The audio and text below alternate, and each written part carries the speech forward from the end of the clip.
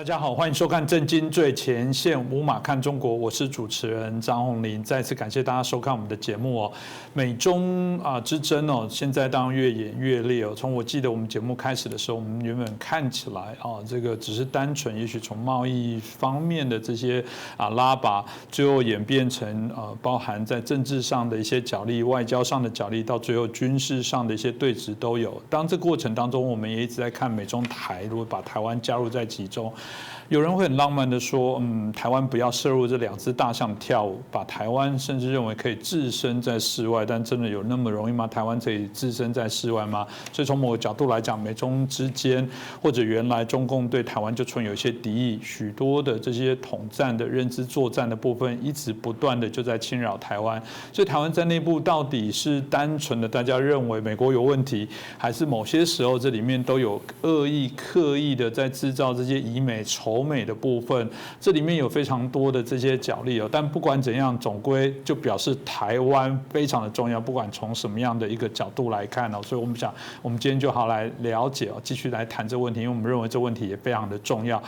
总是还是看到有许多部分，包含在台湾内部，尤其在选举这个过程当中，这种对于敌人、对于所谓的竞争对手还是分不清楚的这些朋友来讲，我们觉得还是很希望透过节目当中可以跟大家来分享。那我们今天很开心邀请到透视中国的高级研究员，也是台大政治系的荣誉教授明居正老师。明老师你好。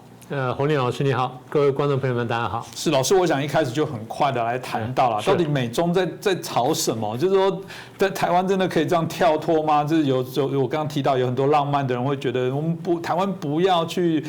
加入他们的纷争，台湾就好好的在旁边看就好了。这有很多有趣的一个说法，老师是不是可以跟我们分享一下，到底美中在争什么？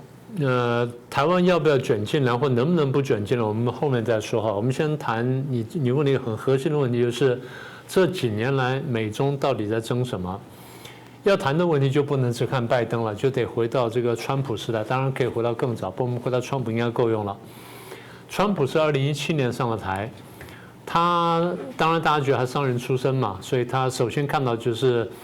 美国在跟中共做生意这么多年当中吃亏了。为什么？贸易逆差太大，中共赚我们太多钱，所以我们想办法平衡一下。这个真的可能是他最早的想法。可是当他对这问题理解越来越深入，他发现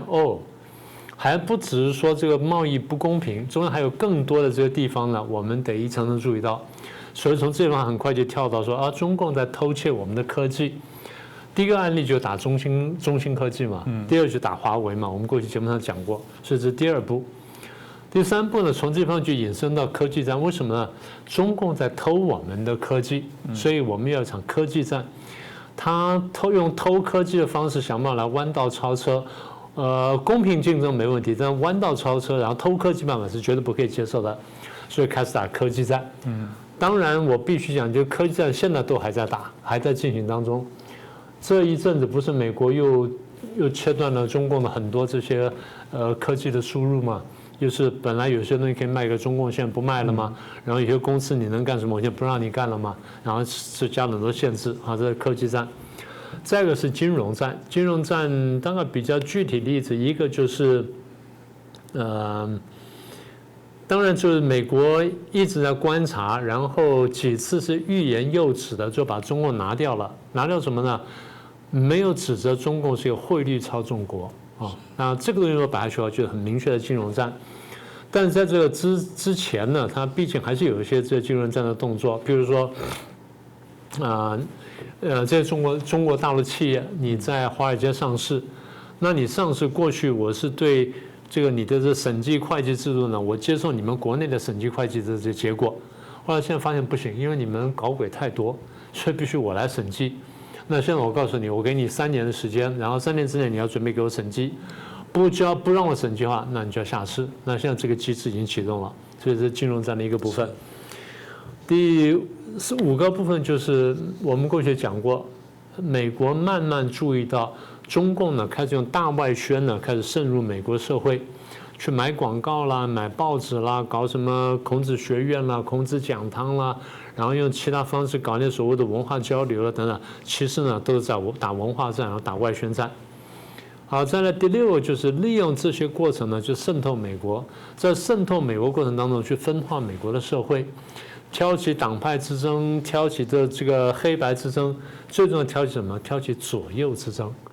美国社会原来就有左右，那中共现在就是用更阴柔办法呢去支持左派，去强化左派，然后呢去挑战右派，而这个策略坦白说，你不能说它没有效果，它是有效果的。那现在我们也慢慢看到，就中共开始收割这一块了。那再一个呢，就是价值观之争，最后的就大家通常讲的就是美中争霸战。所以你要问我说美中到底在争什么？大概这几块最主要吧。不过老师刚听完之后就会觉得说，不是争台湾吗？不是台湾地理位置很重要，台湾是第一岛链。过去我们说美中之争就在争战略位置，争什么？老师听起来您所说的这8点却没有争台湾，为什么？应该说这个争台湾是包含在其他几个当中的，比如金融战。那台湾是这个科技的重镇，是晶片重镇，那这个是政治之一。然后这个贸易逆差，台湾有一个转口贸易，那么这也一般算在里面。那么再来就争霸战，争霸就是台湾是个争夺焦点，这个地方我们等一下先来谈。我先谈什么呢？我在谈说，从你的问题另外侧面我们来看，就是台湾对美国有多重要。那这个大家可以从美国的角度来看，说我为什么要去保卫台湾，或者为什么台湾值得我保卫。我记得在这个川普败选，拜登上台之后。拜登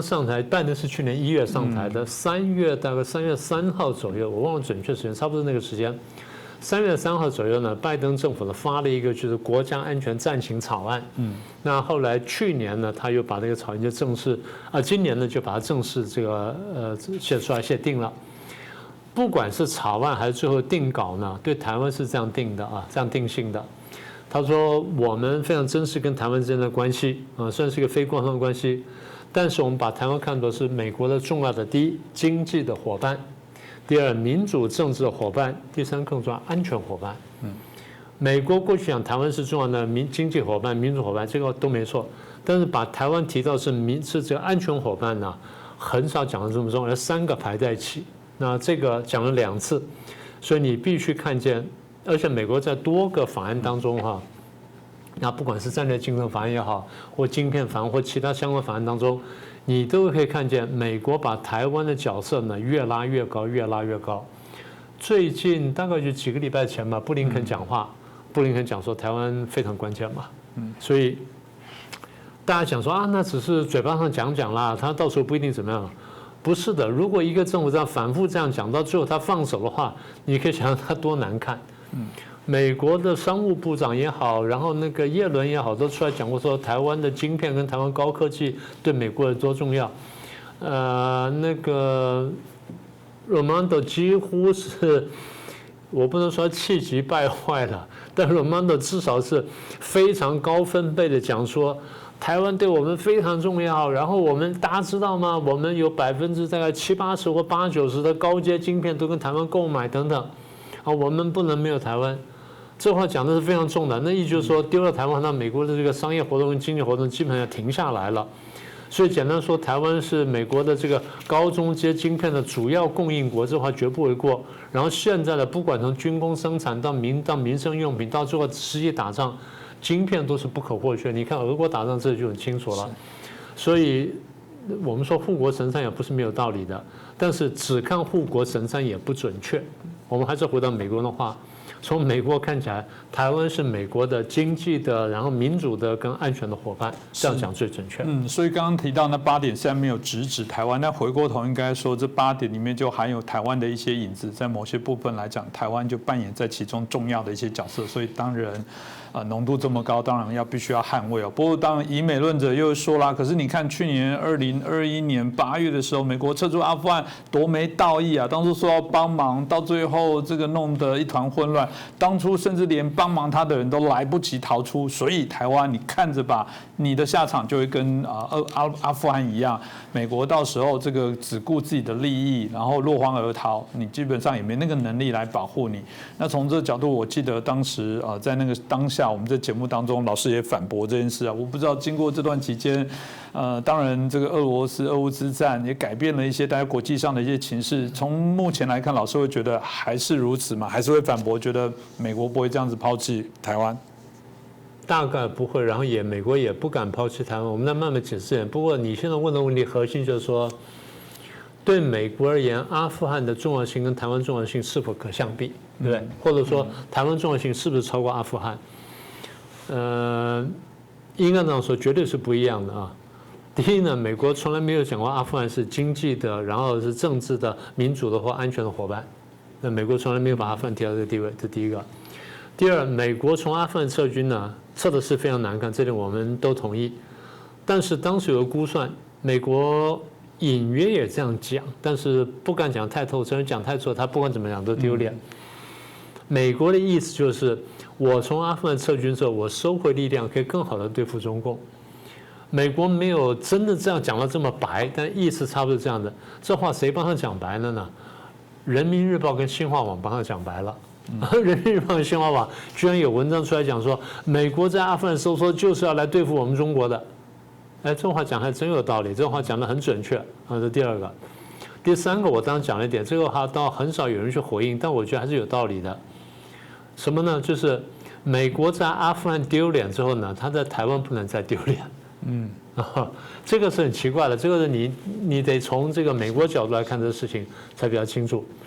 你想想看，如果美国在阿富汗丢脸了，他在台湾再丢脸，或别的地方再丢脸的话，美国基本上不用混了啦。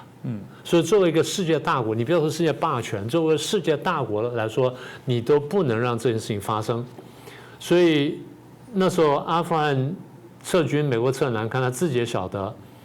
那时候是去年8月多嘛，对吧？8月初到8月中的时候，我记得很清楚，过没2天呢，拜登就被访问。问的就是问题，就是美国记者就问的问题。拜登说啊，我们这个对于北约的这个同盟条约的第5条，我们是信守的。那我们是有神圣的誓约的。什么叫做这个第5条呢？就是当我们北约的盟国被打的时候呢，美国要出动北约力量去保卫这个国家，要保卫这个被打的国家，也就是我们的北约盟国。然后话锋一转，他说日本也是，南韩也是，台湾也是。你说日本也是，南韩也是，我都有点惊讶了。因为你讲日本我可以理解，因为它美日安保。你说韩港也，南韩也这样子，那我有点惊讶。虽然你有美韩的这个安保条约，我有点惊讶。但你把台湾加进去，那就可能不是乱讲。所以大家当时反应什么？老翻天，失言了啊！他老糊涂了，还是讲错话了。好，那如果拜登讲了第2次，大家就觉得说他可能真的是老翻天了，失言2次了。讲了3次，讲4次之后呢，大家不觉得他失言，大家觉得说他是有意把那话讲出来，对不对？是不是？重点是什么呢？重点是台湾很多人不相信，中共是相信的。中共绝对相信说，拜登不是失言，拜登讲的话，他真的就是会保卫台湾。所以将来我们要打台湾的话，我们就必须把美国介入，甚至美日安保的介入要考虑进去。那这一次你说中共演习对台湾演习，8月初对台湾演习，你说美国有没有出兵？荒唐的是，我上个礼拜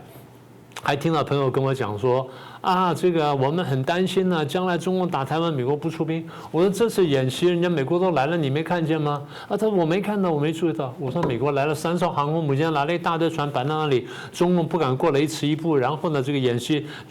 那个飞弹演习只打半天，打3个小时，这你都没看见吗？你都没有想吗？他看见了，还没想通，为什么？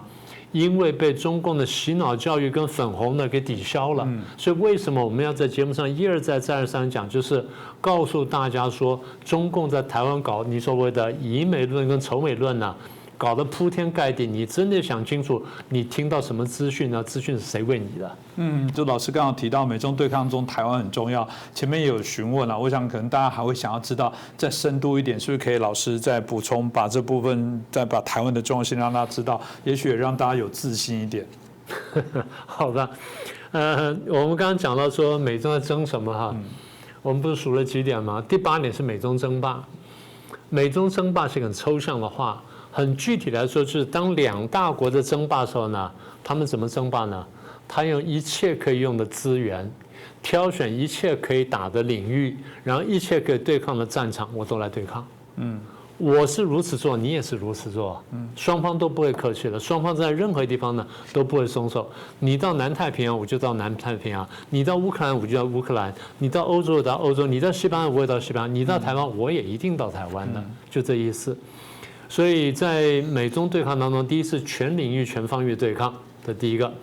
第二呢，如果你真的要挑地理标的的话，大概两个最主要，一个是南海，一个是台湾。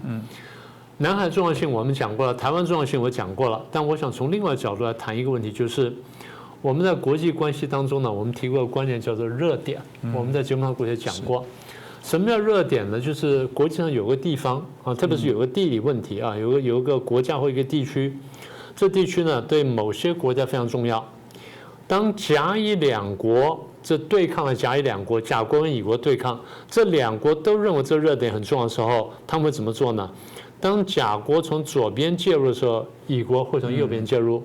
当甲国从上方介入的时候，乙国会从下方介入。双方都会介入，也就是双方都不敢让这地方呢真正落到对方手中。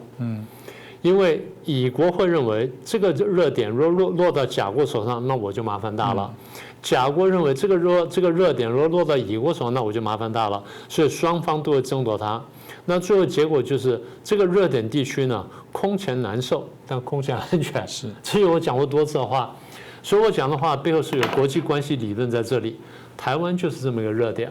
那我刚刚不是讲说这个热点的标的地理标的有两个嘛，一个是南海，一个是台湾嘛。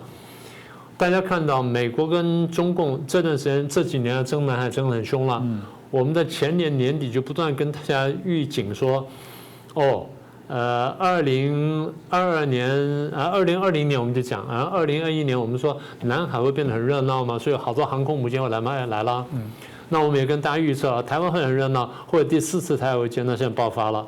所以台湾不但是热点，我们可以说台湾是美中争霸中的热点中的热点。这样讲，大家够强烈了吧？是，我想既然是热点中的热点，当然一定觉得这不能失去了。既然台湾是在这次美中对抗中热点中的热点，这个如果这样回推来讲，美国更不可能或者放掉台湾啊。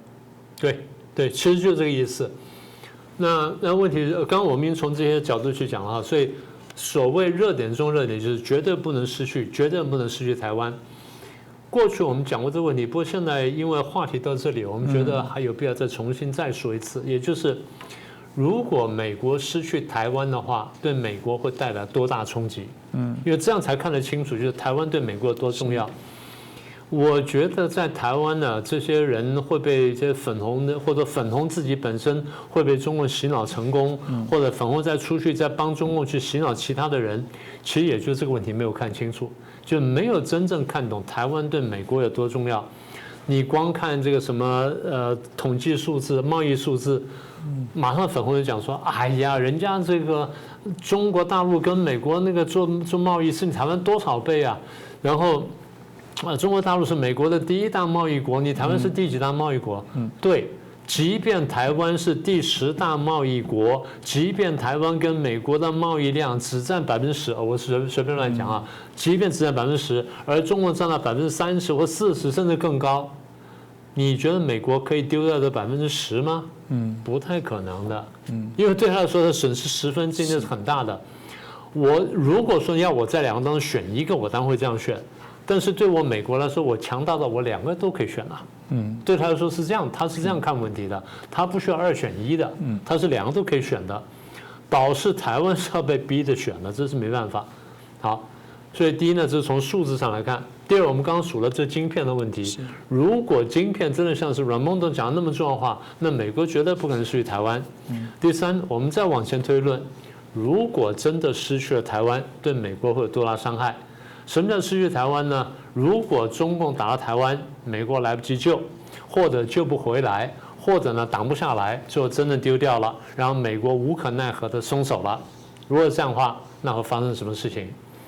第一件事情我们看见就是亚洲各国很多会迅速倒向中国大陆。我猜南韩排在很前面啊，现在情况来看，日本可能排在最后，那其他国家就先后倒过去。好，日本排最后。那么当各国或亚洲各国先后倒向中共的时候，那就是美国离开亚洲的时候。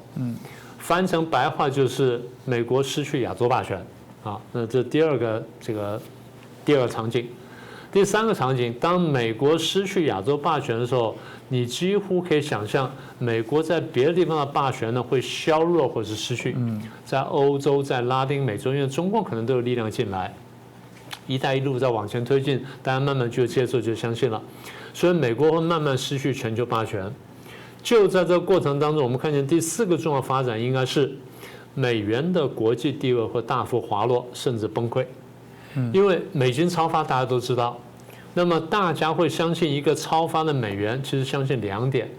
第一点呢，相信就是这个国家的经济实力还是不错的，虽然我晓得它超发，我晓得它虚胖，但是因为它经济实力好，然后呢，最后我要兑现的话，它会兑现的，所以我相信它这个国力在背后支撑的这个虚胖的美元。那么如果说美国的国际地位滑落，我不认为它有这实力去支撑美元的话，美元的地位就大幅滑落嘛。美元滑落的一定程度上甚至会崩溃的。好，这第四个发展。当美元在滑落、大幅滑落要崩溃的时候呢，大家就不能没有另外一个替代品。当然，最现成替代品是黄金。那另外办法就是我们相信另外货币，譬如说什么呢？人民币嘛，对不对？既然是中共在这个在跟美国争夺台湾当中，中共争赢了，美国争输了，那大家理所当然觉得说中共国力比较强，那我相信中共最后会支撑人民币，所以我去选择人民币。大家不要以为完全不可能。大家看前几年，大家不是都把人民币放进了一篮子货币里面来，然后很多人就开始讲说，人民币是或许可以考虑使用的，然后国际可以什么可以放在这个一篮子里头，或者做什么用的？大家不在想这事情吗？所以人民币的这个国际地位大幅提升。当美元滑落，人民币提升的时候，美国国内财政基本就要崩溃嘛。所以我们在说什么呢？我们在讲的就是美国如果想清楚的话，它这逻辑呢是站得住脚的。也就是我丢掉台湾的话，我不只是丢脸，我不只是输给中共，我会离开亚洲，我在国际地位会滑落，最重要就是我的美元会崩溃，我的经济会崩溃，这才是最大问题嘛。是老师这样一讲，我觉得有些人可能会挑战一下，说老师你讲太好了，这一集我一定截你这一段放给大家看。老师讲的没有错啊，就是如此，这一段的好精华，他们可能老师马上会收到对岸的热搜。可是我觉得里面倒有一个重点，那你们还没有结束，老师有谈到价值观的捍卫。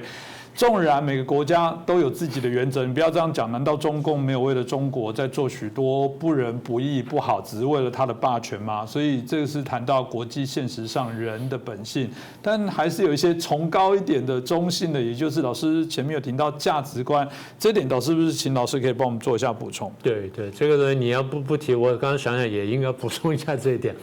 我们前面讲到说美国跟中国争执啊，那其中之一是价值观。其实我们看到价值观对人类来说都非常重要，不要说对国家，每一个人哈，大概就是你从生下到比较懂事之后，你慢慢就形成一个价值观，你认为什么是好的，什么是不好的，你有个是非善恶的判断。那么也就是说，你对于你作为这么一个人呢，在这世界上呢，你觉得说你要如何安身立命？其实你不要说个人，国家也是如此。国家当然不说我如何安身立命，国家讲的是什么？我立国的原则或立国的基础。我不是说美国什么都好，我不是这意思。我讲说，每个国家呢，在这世界上都有安身立命的基础。那有的国家是以佛教立国，有的国家是以天主教立国，有的国家是以人权立国，有的国家是以宗教自由立国等等。每个国家有不同的这个立足点。中共是以共产主义立国，到现在为止，他这点并没有改变的。不管你说表面上变了多少，但他最后相信一党专政，相信共产党政权绝对不能失去，这点是事实，对不对？这个人我们是不用争执的。我们现在从另外的角度来讲说这个价值观的问题。古往今来的很多战争其实是价值观战争，那有的时候表现是宗教战争，有的时候真的是价值观的战争，这两者可以相同，可以相合，也可以分开。那么也就是人会为信念而作战，或是人会为信念而牺牲性命而在所不惜。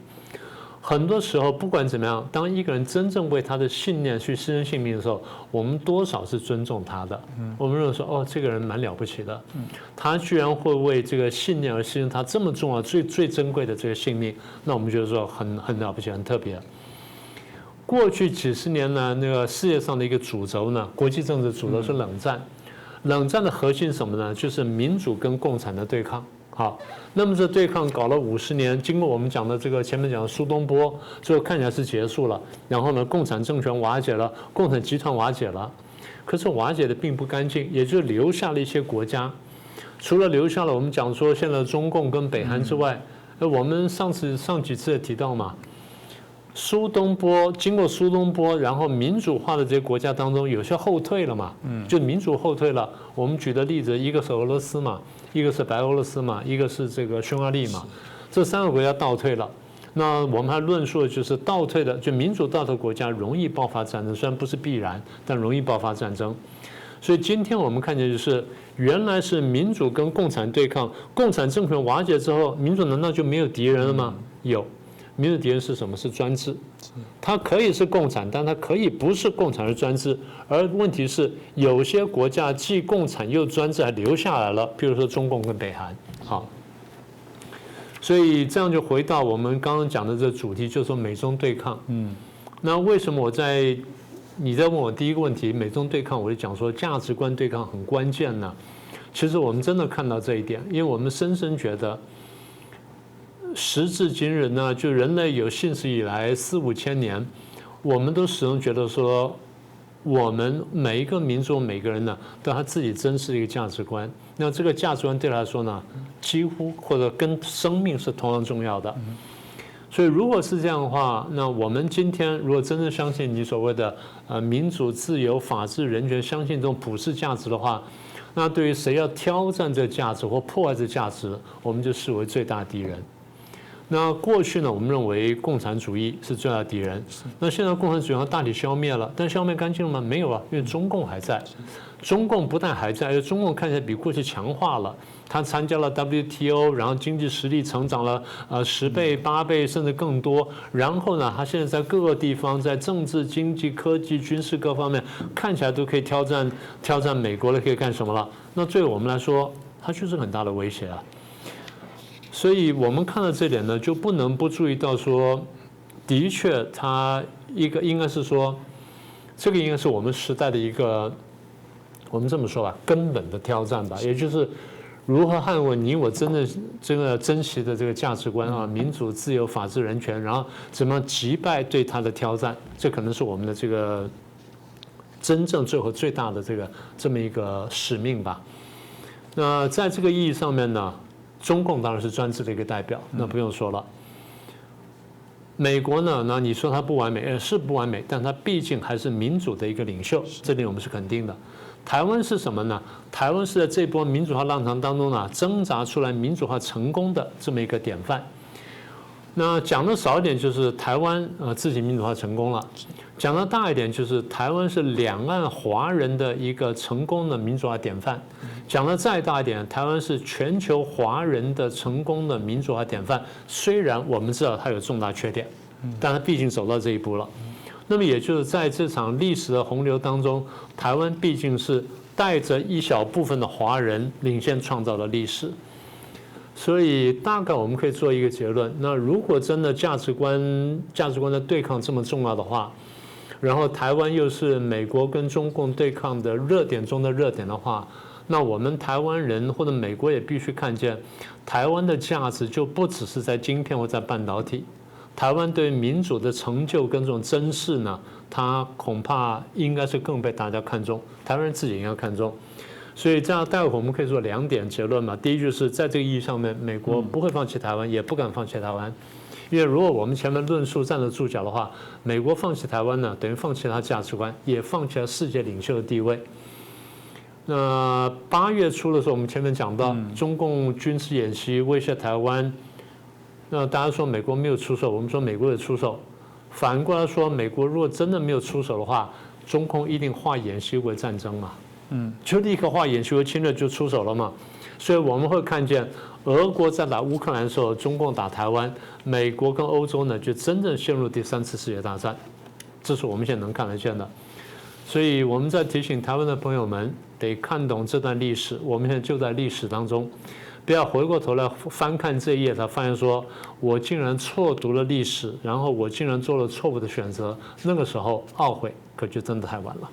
当然，所以从今天老师的分析，我想可以知道了，美国就自己的利益这个现实，我们也不回避这个问题。台湾非常的重要，这攸关跟它的一些联动，这真的不只是我们所说的日本有事台湾有事就是日本有事。其实回过头来讲，台湾有事就是美国有事，就是如此。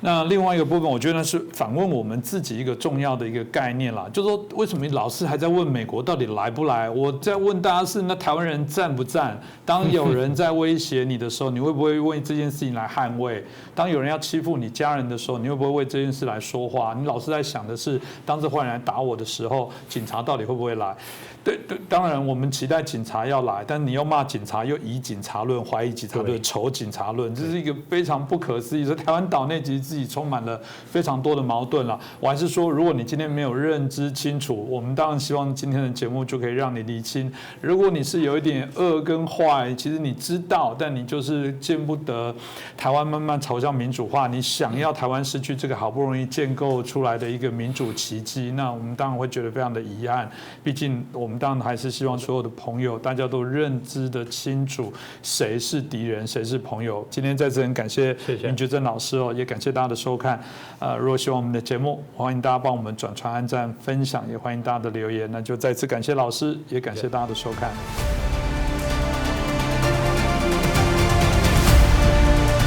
各位震惊最前线的好朋友们，我是主持人张宏林，欢迎订阅我们的频道，也记得打开小铃铛，掌握最新节目通知，让精彩评论不错过。更欢迎留言、转传影片。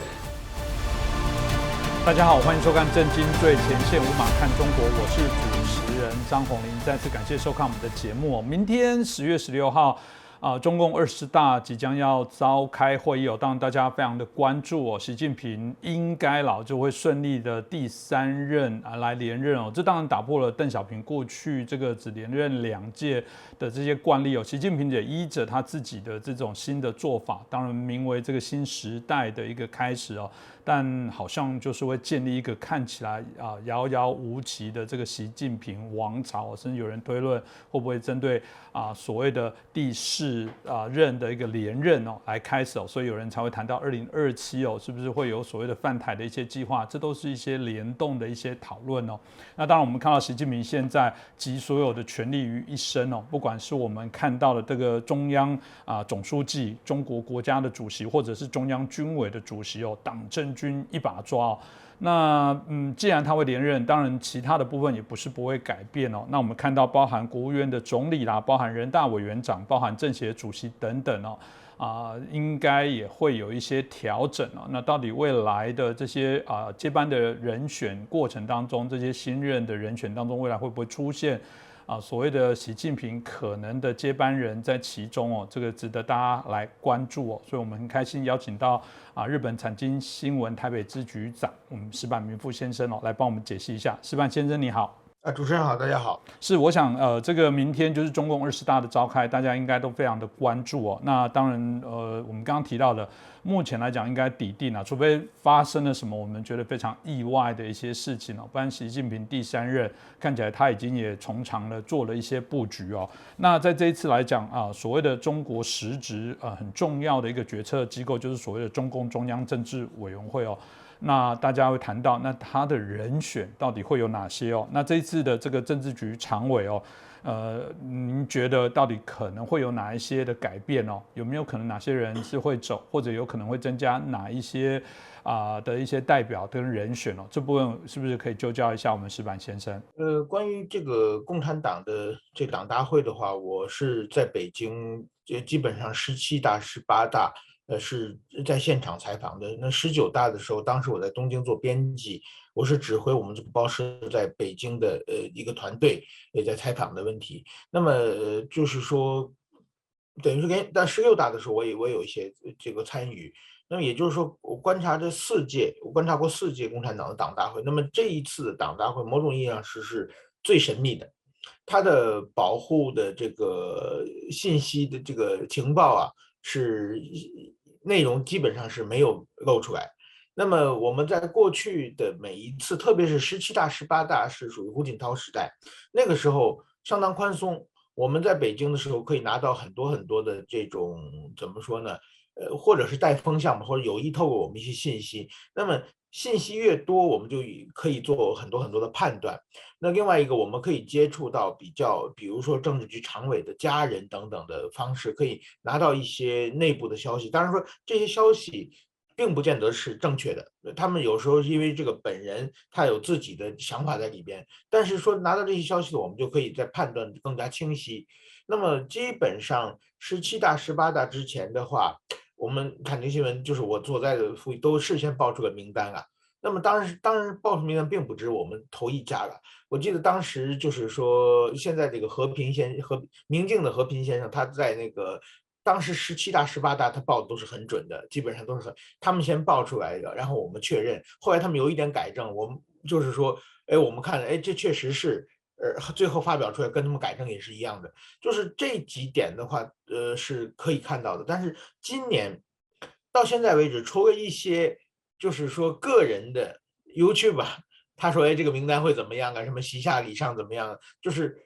没有看到就是全世界的主流媒体或者是一些可以信任的名单传出来。所以说这次的保密工作可以说是做的最好的。当然说我们看报道有两种，一种呢是所谓的我们拿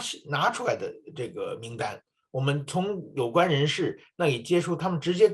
告诉我们这里名单。另外一种呢，是我们根据各种各样的这个信息推断出来的名单，两种完全不一样的。那么其实拿出来的名单呢，往往呢就是说啊，如果它是一个非常合理的，你看，这名单要是我编，也会是编成这样的。现在的按实力的上位1、2、3、4、5、6、7，但是如果出现这种名单的话，基本上这名单都是假的，因为就是说不需要权力斗争了嘛，它一定会有一些意外会出现。那么到今天为止，我们就是说看到全是就是没有一个像样的名单能够出来，让我们觉得，这个名单好像是真的这个报道。但是说根据他们共产党的内部的倾向，就是说，比如说他在北戴河会议之前，确实有一段习近平在就是主要官媒，好像是他的报道他的篇幅少了很多。然后呢，北戴河会议就过了一段时间以后，突然之间开始有个很多很多，就是他的政党机器一起在转动的。比如说新华社的社长发表了一篇文章，就是说我们要什么3个1分钟向习近平效忠的文章。这篇文章发出来的话之后呢，整个官媒一直在动。那么我们知道新华社的社长，他这个时候他不是像地方领导人可以随便效忠表忠心的，他是全国的宣传系统的一个机器，他是必须拿到了就是说中共中央这个书记处的授权的带风向的报道。所以说根据这个报道，我们可以基本判定的习近平连任是没有问题的。那么连任没有问题，但是我们看别的方面的各方面政策呢，我们发现对习近平派的那些就是说可能大家传说的，比如说李强，如果习近平派完全胜利的话，李强就是当总理的最有利的人选。但是对李强的报道并不是很多，就是说这种可以关键，而且另外一个，现在全国最关心的事情就是动态清零的方向的推动嘛。那么在这个政策到底是谁该执行，它的就是前瞻性怎么样？就在这种它具体政策的执行人的报道，我就看到，所以说我们看到的结果就是，习近平在人事上，特别自己的人事上得到了一定的保障，但是说他在路线上很可能他要把很多的就是具体的施政要交给并不是习的嫡系人马的人来执行。那么现在大家认为就是或者是汪洋，或者是胡春华。这两个在传统的光谱上都不是习的嫡系人马，这两个人是不是会担任这个总理的角色？那么如果说这种推定是确定的话，那么很可能今后的共产党就是现在共产党的权力斗争20大之前发生的是人事斗争，但是说20大之后，他就是平常是路线斗争，那么中共产党之内的路线斗争仍会继续。所以说关于这一点的话，我估计应该这个人事，虽然我现在人在台湾没有这20大没有实现具体采访，但是我根据种种的报道和中国官媒透露出的一些方向性，可以判断的话，就是习近平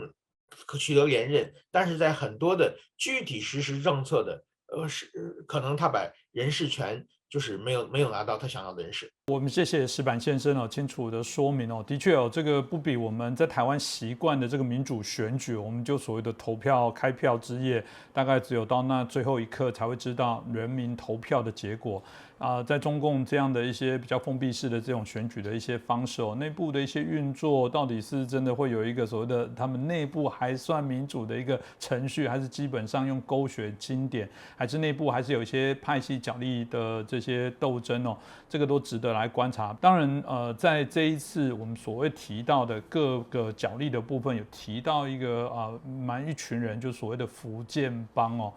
大家也在谈到说，在这一次会不会福建帮有机会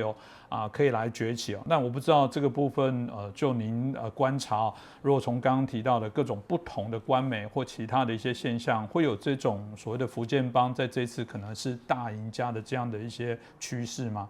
基本上我觉得这个福建帮的说法呢，就是说他是习近平他自己在福建工作了17年，那么也就是他在仕途最重要的30多岁到将近50岁的这段时间，基本上他是在福建度过的。那么那个时候，他就是为他工作的一些部属，这些某种意义上是相处时间也比较长。另外一个呢，当时利害关系也比较单纯的人物，所以习近平上台以后呢，他一直重点提拔这个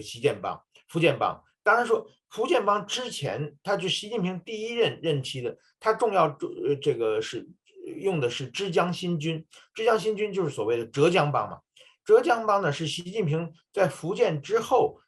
在这个浙江做了5年的这个省委书记。那么当时呢，因为这个浙江就是习近平已经提拔出了一批浙江帮，但是现在浙江帮之内呢也有很多矛盾，在爆发，而且很多人的就是说，他浙江带起来，但这个战将和在别的派系的斗争之中被斗倒了。那么现在这个福建这些人呢，某种意义上过去呢，因为这些人升的比较慢，所以当习近平上台以后，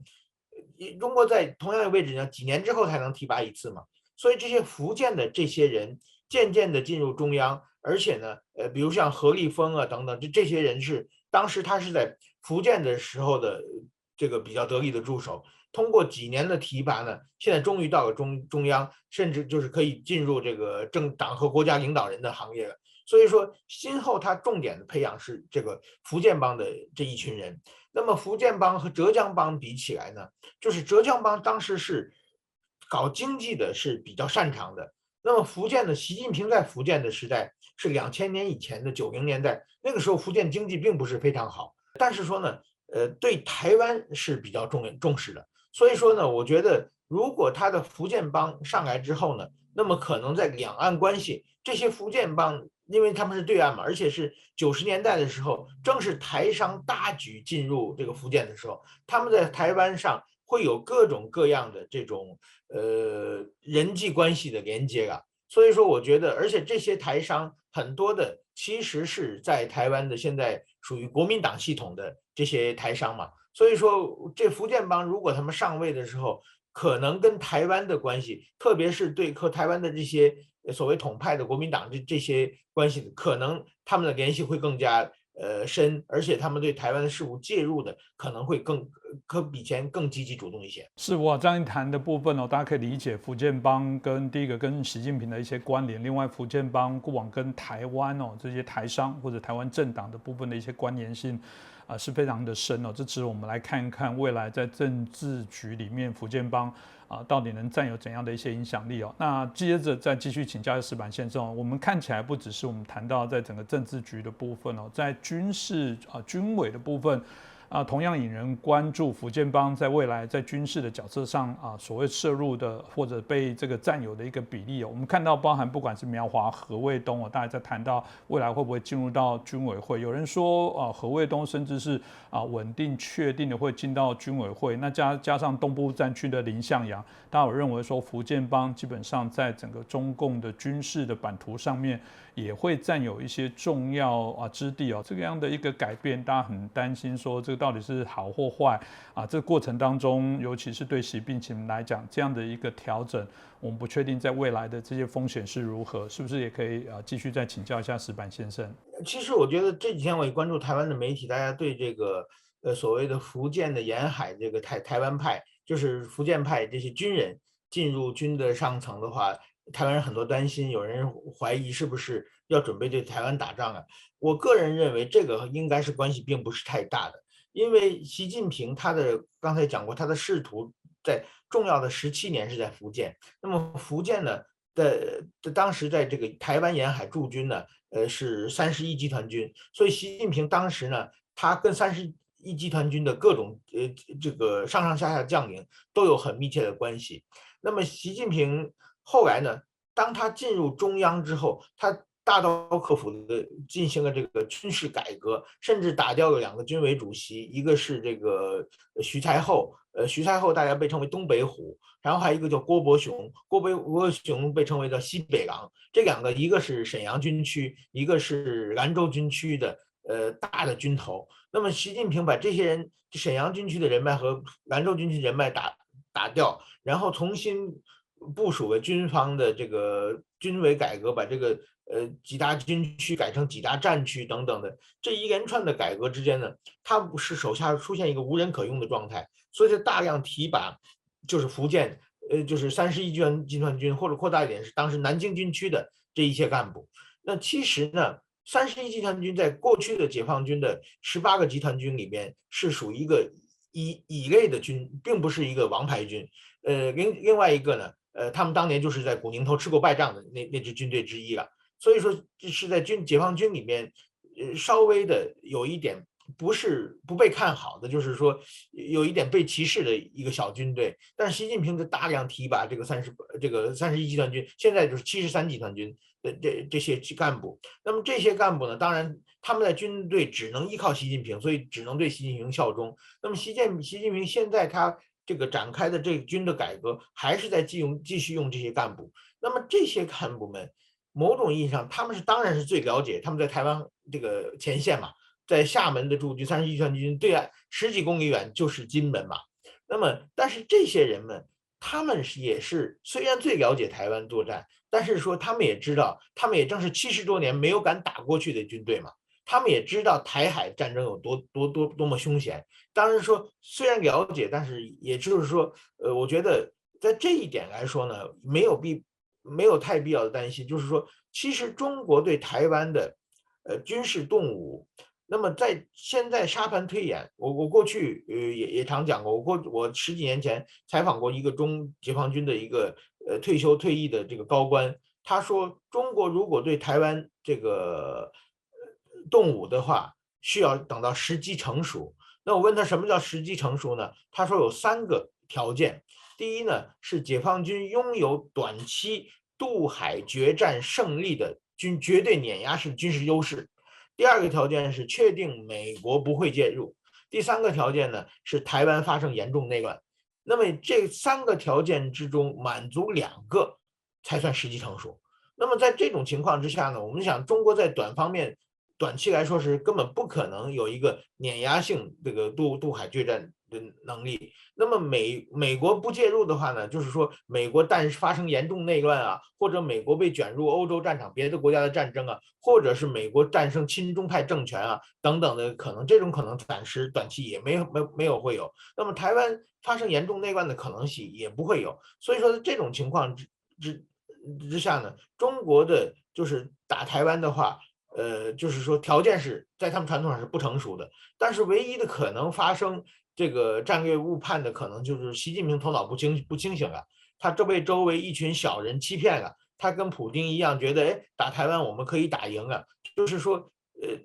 别人灌输他这个3条件成熟的时候，他可能发生战略误判。那现在全世界正在拼命的，就是说向习近平发出警告，就是说你这个千万不要发生误判。比如说日本的安倍前首相说的台湾有事就是这个日本有事啊，这美国的拜登总统4次连续说这个台海美国要介入等等，这些发言其实并不是代表他们真的要介入，而是他们通过这些发言来就是阻止习近平说你千万不要多想，你要是对台湾有想法动武的话，我们绝对会介入，是表示一种姿态的方面。那么我觉得反而是如果习近军方是有一群熟知台海事务的军头出现的话，这些人的话对台湾来说并不见得是坏事啊，因为他们知道中国打台湾有多难打，这个台湾海峡要中国的军队要渡海有多么困难。所以说我觉得这些人当然说就是如果习近平一意孤行的话也是不一样，那这些人某种意义上会采取怎么说呢，他们可能就会采取一种消极的态度，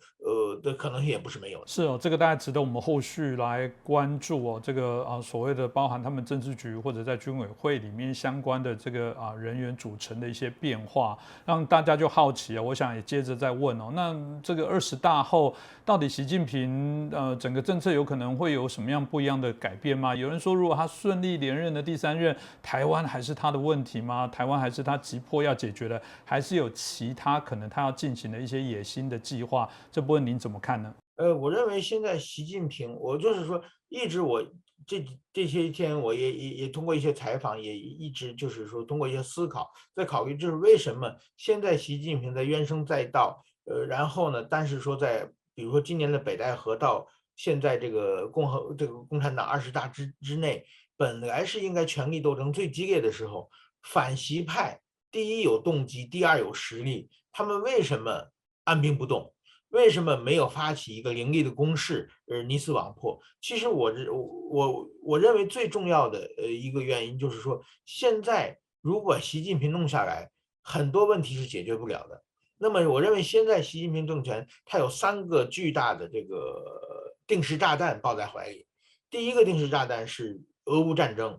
俄乌战场上中国采取了就是说表面中立，实质上接触这个支持俄罗斯的态度。另外一个和美国陷入了几乎是完全对立的一个状态。那么这种情况下，如果说乌克兰打赢了，的话，而且现在乌克兰胜利的可能性已经越来越大了。那个时候，俄罗斯它的失败的方式是一种溃败式的方式，出现俄罗斯的第2次解体。那么普丁呢，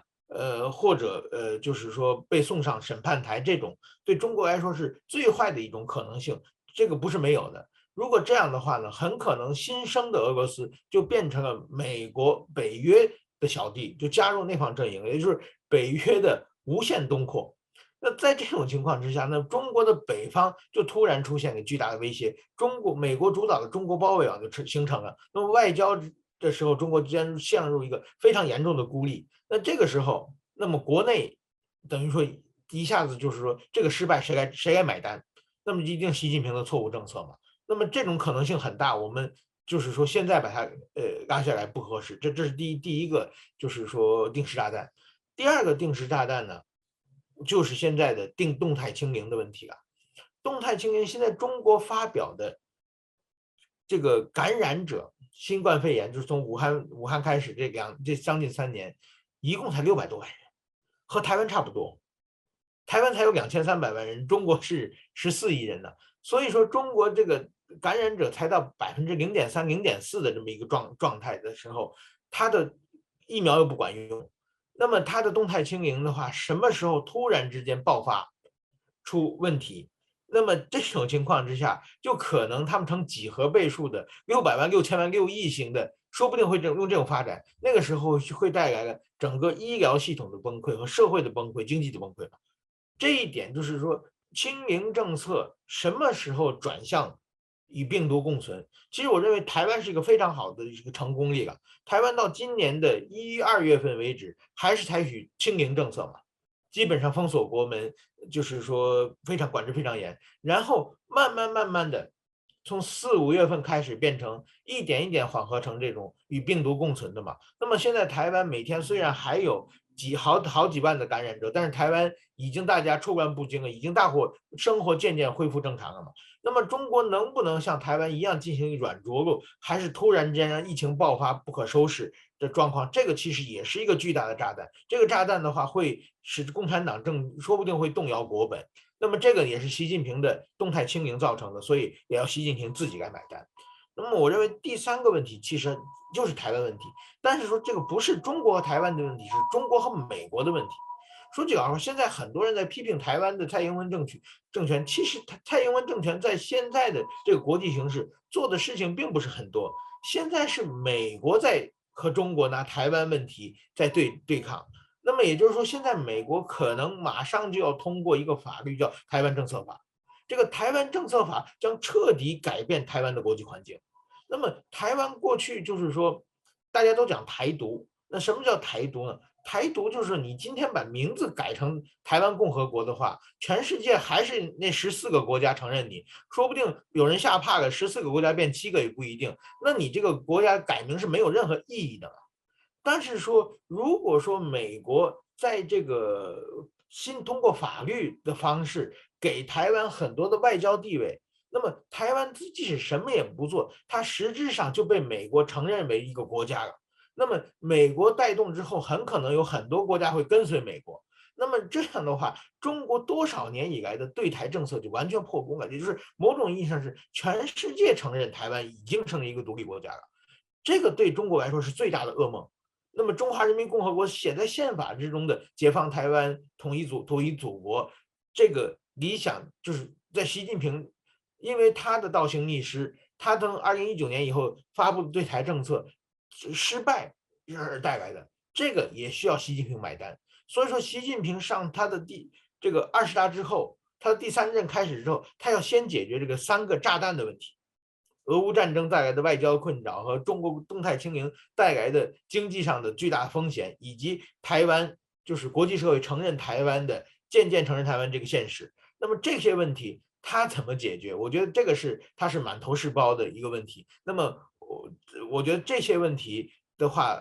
就是说会困扰20大之后的习近平政权相当长的一段时间。是，谢谢我们日本产经新闻台北支局长石坂明步先生那么清楚的介绍。因为我想接下来这个20大召开之后，一定有一连串的事情哦，还值得我们节目好好来做一些了解哦。过去我们一直说台湾人对于国际事务都漠不关心，特别如果我们提到对中国的事务，我真的觉得这攸关我们非常的深哦。尤其是中共对台湾的敌意不断的加强，对各种侵扰的部分不断在进行哦。台湾人没有理由不去了解中共所发生的事情，因为这些事情间接直接的都会造成我们甚至侵害我们现在所拥有的一切哦。所以很谢谢石坂先生每次都带来这么精彩清楚的一些分析哦，让我们大家也知道一些必须知道的事情。那再次感谢石坂先生，当然也感谢大家收看。如果你喜欢我们的节目，希望你帮我们这期节目帮我们转传、按赞、订阅、分享给更多的朋友。再次感谢石坂先生，谢谢。